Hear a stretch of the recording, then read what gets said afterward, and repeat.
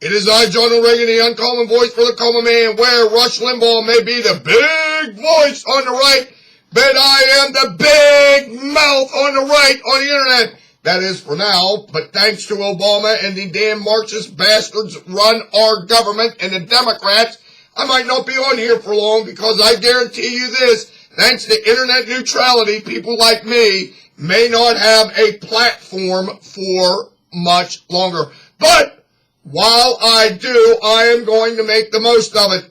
Now, I have appeared from my bunker once again to hit the airwaves to say a few things about two topics that to me seem to coincide with each other. That's right, I'm talking about this big speech tomorrow by Bibi Netanyahu. And when I'm done, I would like to say and tip of the hat to my good friend Rudolph Giuliani, who said that Obama wasn't proud of America. I should rephrase that and say that he didn't love his country. Well, he actually said he didn't love America, or he more or less implied it. But I'm going to go into that in a minute. But now I want to talk about that Benjamin Netanyahu speech. And I'm going to give you something that you aren't going to hear on Rush Limbaugh.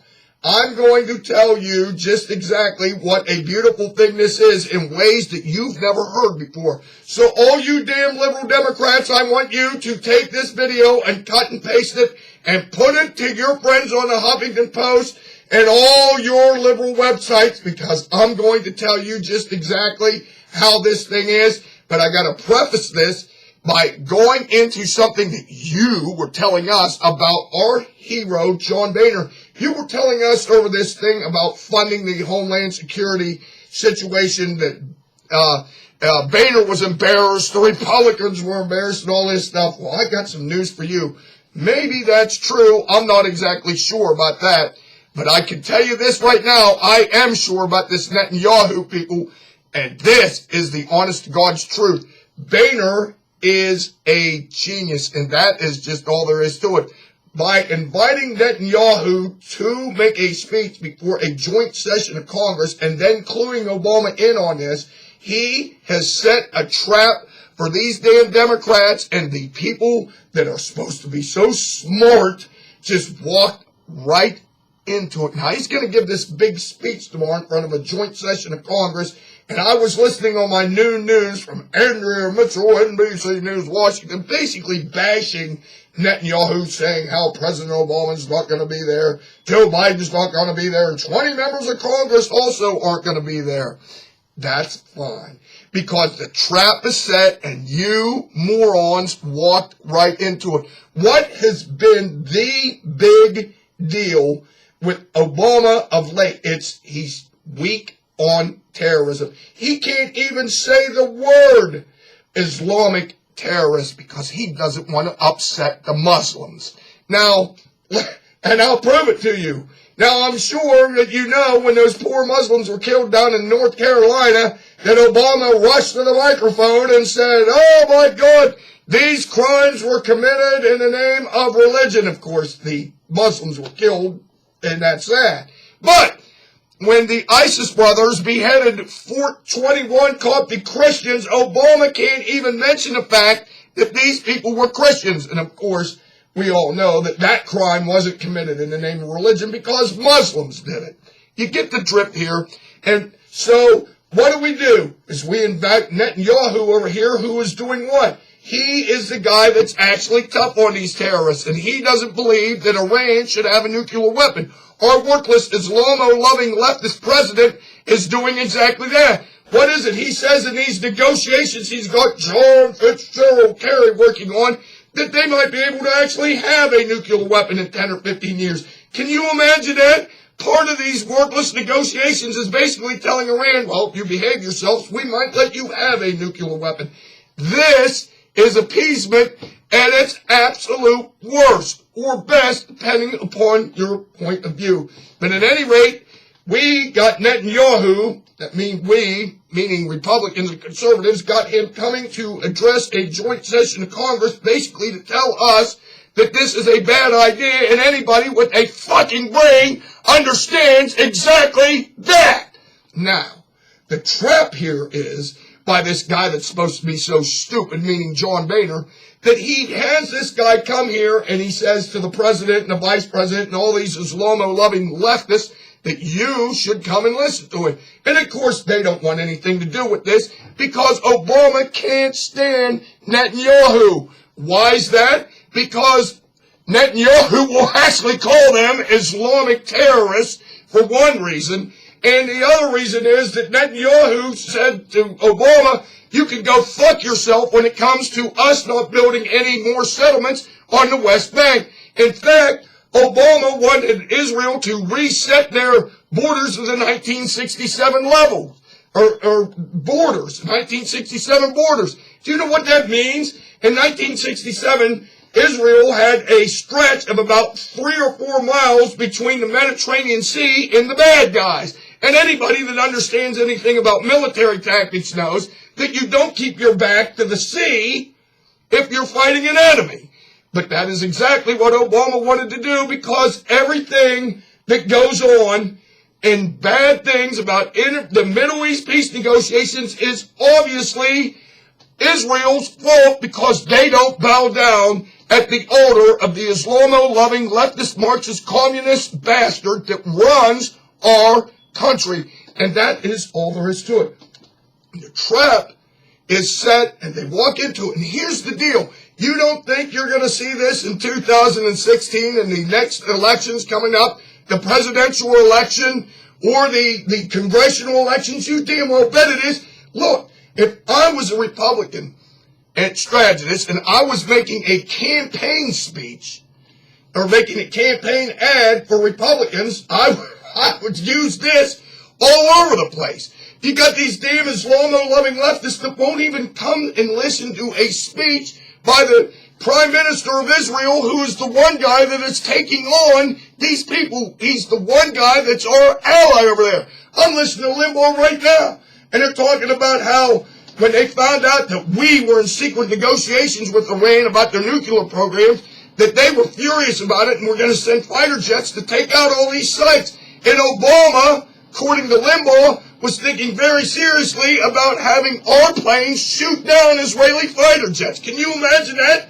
Well, with this Islamo leftist running the country, it wouldn't surprise me in the least. Hell, we had Jimmy, my name is Earl Carter's, worked with former Defense Secretary Zygmunt Brzezinski. That's the same guy who's the father of that worked with piece of shit on MSNBC, the co-anchor. I can't even think of what her name is. She's so ugly. But, at any rate, it's her father, and he said that he would shoot down Israeli jets. Limbaugh couldn't even think of where he'd heard it before, but by God, I remember it.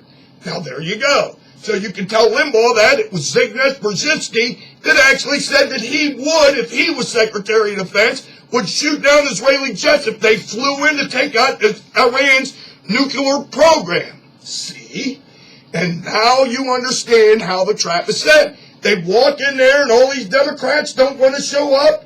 All right, that's fine. Don't show up. But in 2016, if I'm making the campaign ad, I guarantee you this, I would have every one of them damn people that were running for re-election and that worthless Hillary Clinton too have to somehow, some way explain this to the American people. And I would also show pictures of the Islamo-loving people, the Islamist terrorists, you know, in the hostage crisis way back when Jimmy, my name is Earl Carter, them burning our flag. And I'd show pictures of Jimmy Carter who couldn't use the military muscle to try and get these people released.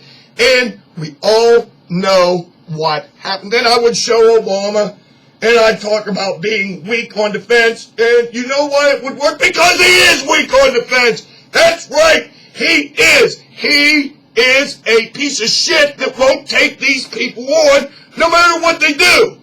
But Benjamin Netanyahu will, and therein is the problem. But the trap is set.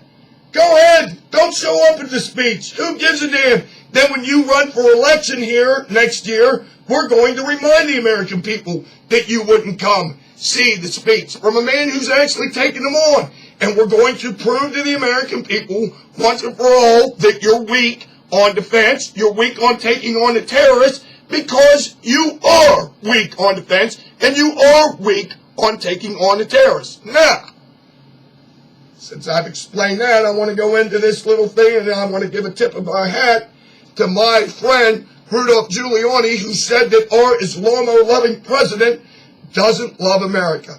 And now, for all you damn liberals, I'm going to prove to you that Giuliani's right, and you people can basically go fuck yourselves. Now, what it comes down to is, I had a picture in the 2008 election of all these worthless Democrats, including Hillary Clinton, standing in an event in the Midwest, and they're all standing there playing the Star-Spangled Banner, and they all got their hands on their hearts, except Obama. And that includes Hillary Clinton. It was Hillary Clinton, it was that Richardson guy, the former worthless governor, Bill Richardson, he had his hand on her heart. A couple other loser Democrats, they had their hands on her heart, but Obama just stood there with his hands inside with a smug smile on his face. Now, we all know about the speeches at the United Nations where he said, in the past, American has shown arrogance. Okay.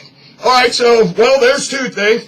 Then there's him going on Univision to try and rally the illegal Mexican vote and referring to his fellow Americans as quote-unquote his enemies. So go out there and vote against your enemies. If we're his fellow Americans. Well, that's 3 times. Then there's sitting in his church at the Trinity Church of Christ with that wacko Reverend Jeremiah Wright and his America's chickens have come home to roost after the 9/11 attacks, when 3,000 more fellow citizens have been killed. And, of course, there's not God bless America, not God bless America, God damn America, God damn America. Well, let's see. He sat in that church for 25 years. There's 4. And then there's his lovely, charming, and way too jingoistic wife, who at a campaign speech in Wisconsin walked to the microphone and said, quote, "For the first time in my adult life, I'm proud of my country," end quote. And people went, she said that. She didn't really say that. She's taken out of context. She didn't mean to say that. But what's amazing about this, 6 hours later, in another campaign speech in the same state, she said the exact same thing. So she said what she meant, and she meant what she said. And that is the end of that. These people don't love the country. Giuliani's right, and anybody that says anything different is smoking crack, if you'll forgive the pun. So there you go. 5 reasons. Now, until next time, this is your favorite conservative, the Big Mouth on the right, saying this to you now.